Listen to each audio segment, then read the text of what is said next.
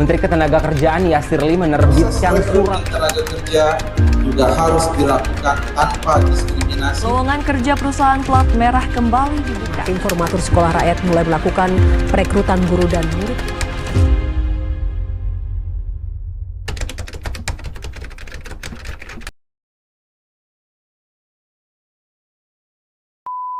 Halo semuanya, selamat datang di video animasi kami. Dalam video kita kali ini, kita akan membahas proses penting dalam manajemen sumber daya manusia, yaitu rekrutmen. Yuk simak videonya sampai habis. Apa itu rekrutmen? Rekrutmen adalah suatu proses untuk mencari, menarik, serta memilih kandidat yang sesuai dengan perusahaan. Proses ini penting banget karena kualitas sumber daya manusia yang direkrut akan mempengaruhi kinerja dan keberhasilan perusahaan. Tapi, rekrutmen itu bukan cuma cari orang asal-asalan loh. Ini merupakan suatu proses yang penting agar perusahaan memiliki tim yang berkembang. Nah, di video kita kali ini, kita akan membahas proses rekrutmen dari awal sampai akhir agar prosesnya efektif.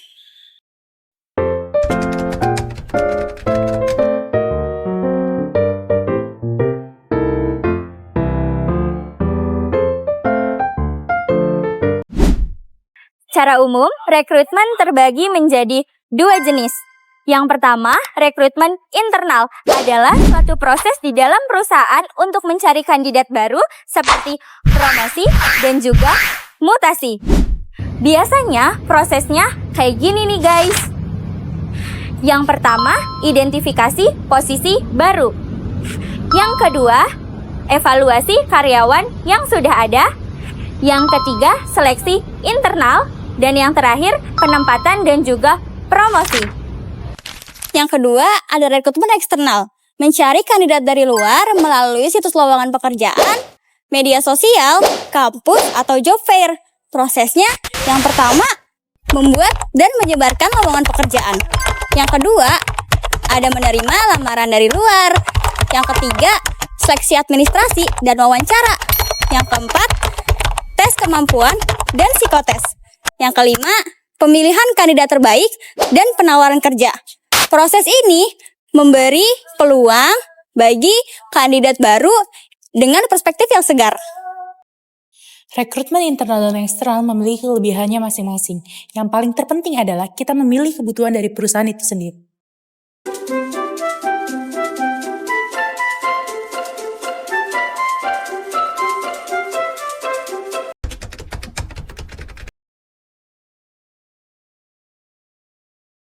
Mau tahu gimana perusahaan mencari karyawannya? Yuk kita lihat langkah-langkahnya. Langkah-langkah implementasi rekrutmen. Perusahaan melihat apakah ada posisi kosong atau perlu tambahan orang. HRD menulis tugas, tanggung jawab, dan syarat untuk posisi tertentu.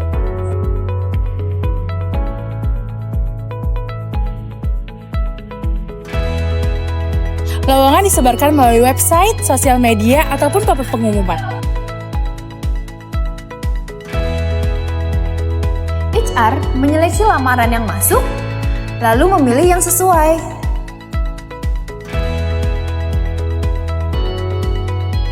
Pelamar yang lolos akan diwawancarai, lalu diuji kemampuannya. Jika cocok, pelamar akan ditawari di posisi tersebut. Karyawan yang baru akan diperkenalkan tim, lalu mulai bekerja.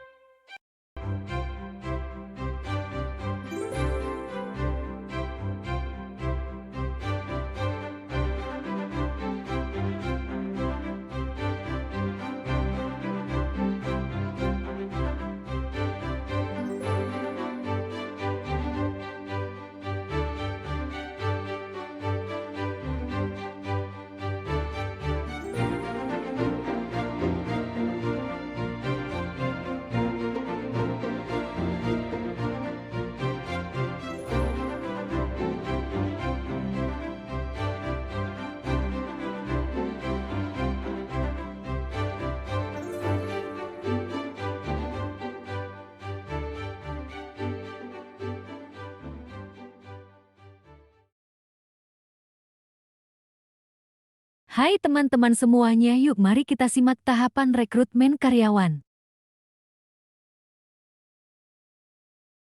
Pengumuman lowongan info posisi dibuka untuk umum. Pengumpulan lamaran pelamar mengirimkan berkas. Seleksi administrasi menyaring lamaran sesuai kualifikasi. Tes kompetensi uji kemampuan teknis atau bidang. Wawancara menilai kepribadian dan kecocokan kerja. Pengumuman hasil pemberitahuan pelamar yang lolos, dan terakhir tanda tangan kontrak kerja.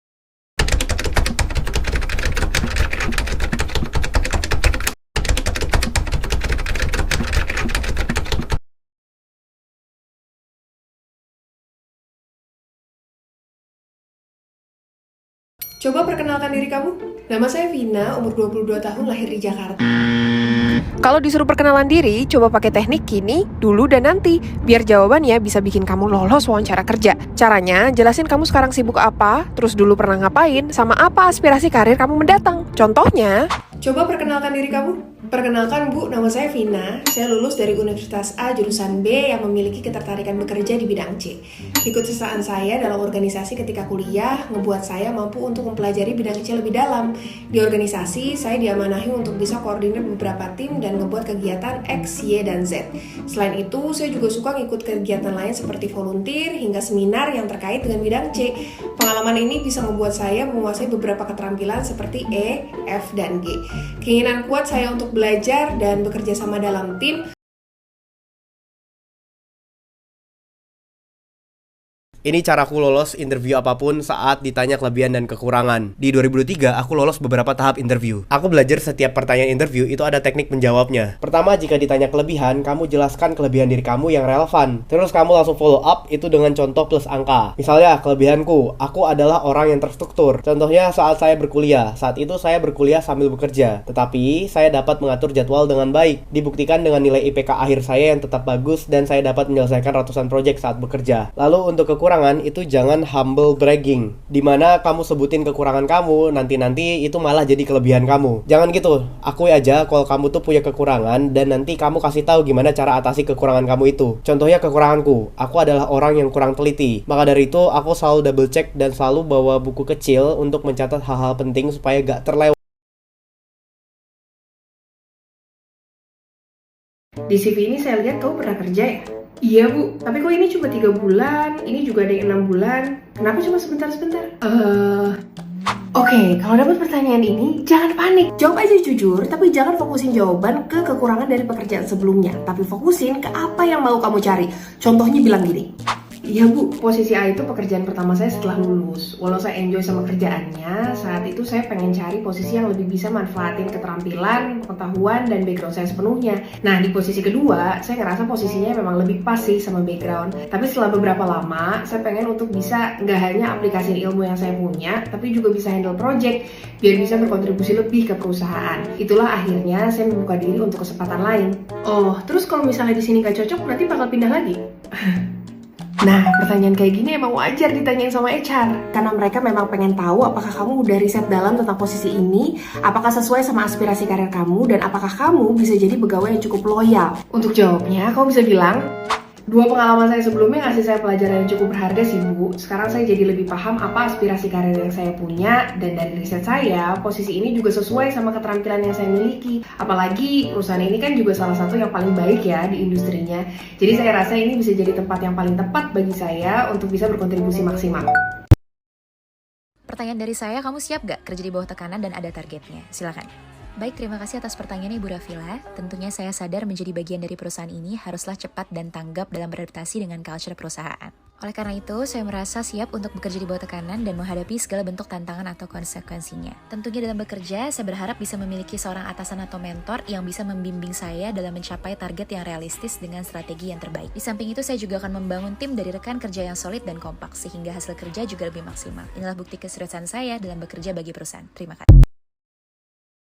Pak Erik, ada nggak satu tips ampuh kalau kita dipanggil wawancara kerja di BUMN? Pas di akhir wawancara, biasanya mereka akan bilang, apakah ada yang ingin kamu tanyakan? Coba kamu jawab begini, kalau saya dapat kesempatan untuk bergabung di sini, kira-kira apa saja yang perlu saya lakukan agar perusahaan merasa kalau mempekerjakan saya adalah sebuah keputusan yang baik. Oh, biar kita tahu apa aja skill yang penting untuk dikembangkan ya Pak? Betul, tapi sebetulnya ini lebih dari itu. Pertanyaan tadi sebetulnya bisa punya efek yang unik untuk kamu. Jadi saat kamu tanya pertanyaan itu, orang yang menginterview kamu akan memvisualisasikan kamu yang sedang bekerja dalam perusahaannya. Ini bisa memberikan kamu keuntungan lebih dibandingkan pelamar lainnya karena kamu memposisikan diri kamu sebagai opsi yang terbaik. Wah, makasih ya Pak. Saya share tips ini ke sepupu saya yang mau daftar juga ya.